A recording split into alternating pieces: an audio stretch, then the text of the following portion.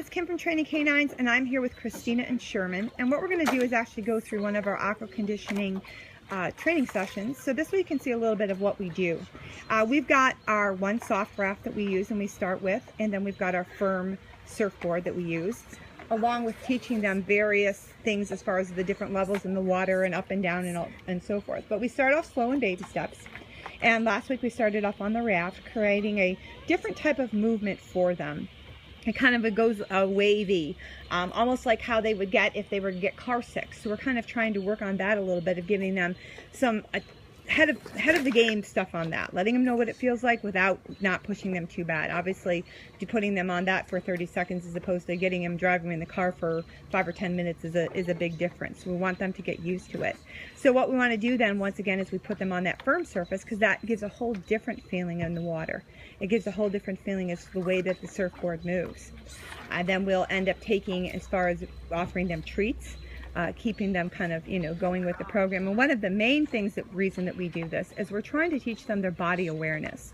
And the reason the body awareness is so important is because it helps prevent injury later in life. Even, as soon as they can understand what they're, hey, if we run this way and our body goes that way, we can't really do that. It's kind of like us as when we get older and we think we can still do things like when we were 20 years old and we just can't.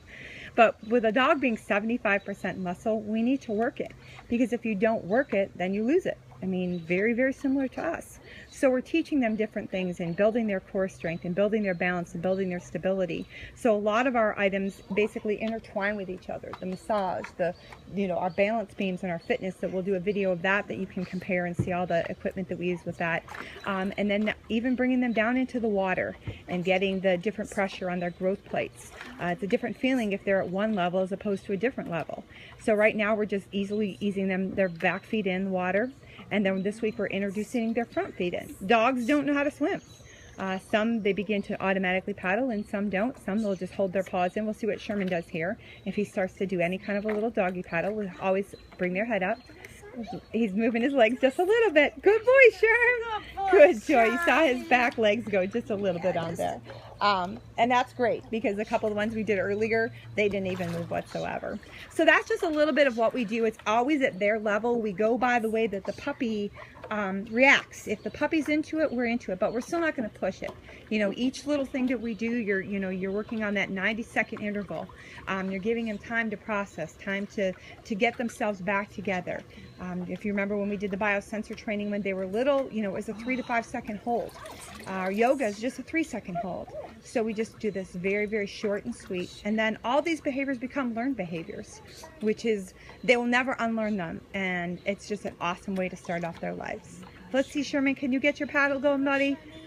You can do it, Sherman. Good job.